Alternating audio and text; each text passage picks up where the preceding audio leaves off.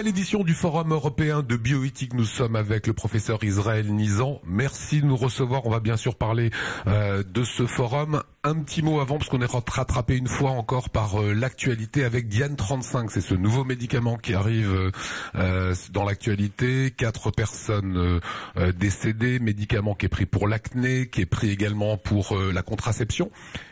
Est-ce qu'il faut se méfier finalement des médicaments qu'on a dans son armoire à pharmacie aujourd'hui? La réponse est non. Tout le monde est traumatisé par l'histoire du Mediator. Il n'y a pas d'affaire Mediator en matière de contraception. Donc le message à toutes les femmes, c'est revoyez avec votre médecin tranquillement, sans arrêter votre contraception, ce qu'il vous a prescrit. Mais quand on refait les calculs sur Diane 35, c'est moins dangereux que l'aspirine. Donc on est là en train d'affoler toute la population simplement pour faire des économies sur le dos des femmes et pouvoir rembourser l'IVG.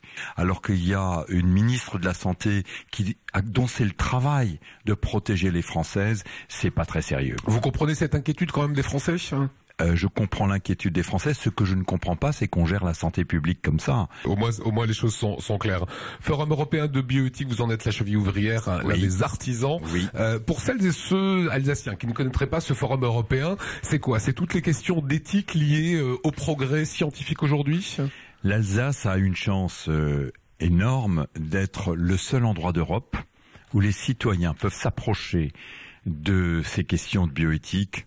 Mariage pour tous, homoparentalité, mère porteuse, ce sont des questions qui nous concernent tous. Et ce que je souhaite, c'est que les gens soient confrontés au plus grand nombre d'avis pour qu'ils puissent se constituer leur propre opinion en fonction de leurs propres valeurs. Il ne s'agit pas d'influencer la population dans un sens ou dans l'autre, mais de dire voilà, tel sujet est compliqué. D'avoir les informations. Avoir les informations, venez vous approcher du sujet, venez voir et écouter, et après vous sortirez avec la même opinion ou une autre. On s'interroge, comme vous le disiez, sur les progrès de la médecine, sur l'éthique. Est-ce qu'aujourd'hui, l'homme en quitte?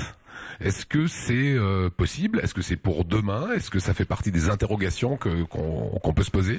Il y a déjà des choses possibles aujourd'hui, il y a des choses possibles pour demain et des choses possibles pour après-demain. On a pris l'habitude au forum de regarder par le trou de la serrure de notre avenir. Possible aujourd'hui, commencer à régénérer des organes à bout de souffle avec les cellules d'un individu. Et on commence à soigner des infarctus du myocarde et on s'apprête à injecter des cellules cérébrales dans le cerveau des parkinsoniens et dans le cerveau des Alzheimer. Ça, c'est possible. Ça y est, c'est pour aujourd'hui ou demain. Pour demain, il y a la confection complètement in vitro d'organes qui risque de faire tomber le besoin de greffe d'organes. C'est-à-dire on peut recréer un foie, on peut recréer un foie, recréer un rein, recréer une valve cardiaque. Ça, c'est pour demain. Et pour après-demain, il y a modifier le corps, l'améliorer, le rendre plus performant, rendre les performances intellectuelles, voire sexuelles, plus importantes. Et ça m'angoisse beaucoup à titre personnel.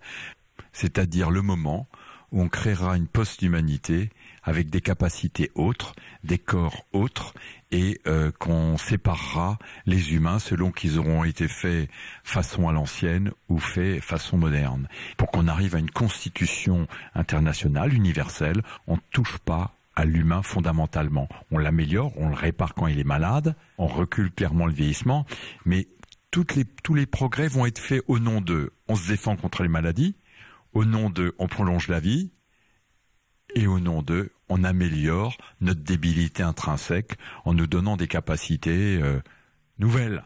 Et c'est sur ce troisième point que je pense qu'il faut vraiment qu'on réfléchisse parce que je crains l'horreur absolue. Et pour vous, jusqu'où on ne peut pas aller?